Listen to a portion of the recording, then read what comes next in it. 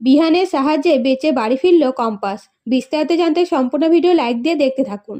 Compass মন্দিরে যাওয়ার উদ্দেশ্যে বাড়ি থেকে বেরোতেই অভিজ্ঞানের লোকেরা কম্পাসকে কিডন্যাপ করে আর অভিজ্ঞানকে জানায়। তখন অভিজ্ঞান বলে, ঠিক আছে, সন্ধে পর্যন্ত গাড়ির ভেতরেই রাখবে, সন্ধ্যের আগে বের করবে না, আর সন্ধে হওয়ার পরে যেই ঠিকানায় নিয়ে যেতে বলেছিলাম সেখানে নিয়ে আসবে। এইদিকে ঋতুজা কম্পাস পুজো করে বাড়ি না ফিরলে চিন্তিত হয়ে পড়ে, এমনকি বুবলিকে মন্দিরে পাঠায়। তখন বুবলি মন্দিরে কম্পাসকে দেখতে না পেয়ে বাড়ি ফিরে যায় আর ঋতুজাকে বলে কম্পাস মন্দিরে নেই।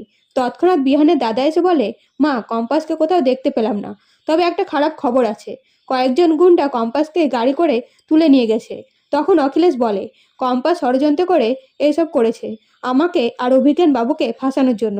আমি তো জানি কম্পাস এত সহজে আমাদের পেছন ছাড়বে না।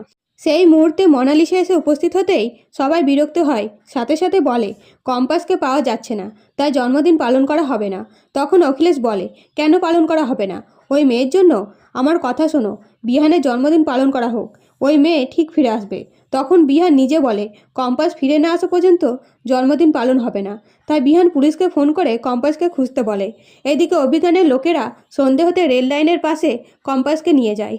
তখন অভিজ্ঞান কম্পাসের সামনে আসতে কম্পাস বলে, আমি ঠিক ভেবেছিলাম এইসব দাদুর কাজ। এদিকে অভিজ্ঞান বলে, কম্পাস, তুমি সবাইকে ভয় দেখাও তো, আজ আমি তোমাকে ভয় দেখাবো।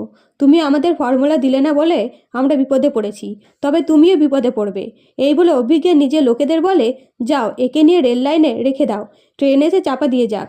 তখন গুন্ডারা কম্পাসকে রেল লাইনের ওপরে শুয়ে সেখান থেকে চলে যায়। অন্যদিকে বিহান রাস্তার সিসিটিভি ফুটেজ থেকে গাড়ির খোঁজ পায়।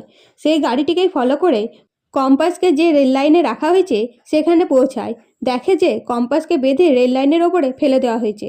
তো বন্ধুরা, বিহান কি কম্পাসকে বাঁচাতে পারবে? অবশ্যই কমেন্ট করে জানাবেন আপনাদের মতামত। ধন্যবাদ।